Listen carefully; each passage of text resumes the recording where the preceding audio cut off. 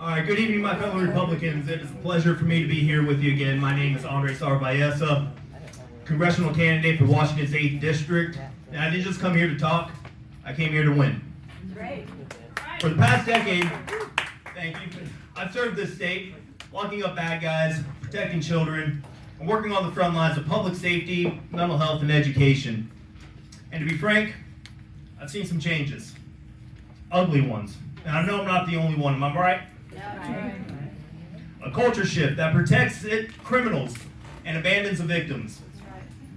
A justice system turned upside down where accountability is gone.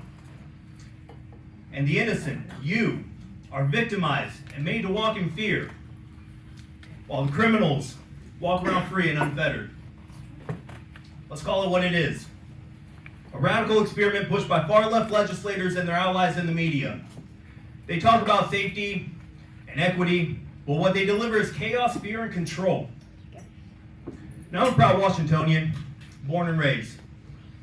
Not some transplant sent here from California with California money to push a California agenda. See, I grew up in Granite Falls. I wrestled at Central before graduating from Washington State. I've lived here my whole life.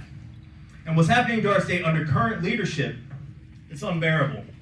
Accountability is gone. Crime is rising. Our police, our country, you are under attack. And it's time we say enough is enough. That's right. That's right. That's why I've initiated a congressional campaign to build the momentum we need to take back Washington's 8th District and to restore common sense to our laws. Now let me tell you where I stand. Putting violent criminals behind bars and keeping them there. Ending early release of these violent criminals. Fully funding law enforcement by giving them the tools and the respect they deserve. And cementing the recent tax breaks for the working class and seniors permanently into law. Now I know what it's like out there, folks. I've served this state as a community corrections officer, what the liberals refuse to call a parole officer because, God forbid, criminals feel guilty. I've searched homes for guns and drugs. I've looked murderers in the eyes.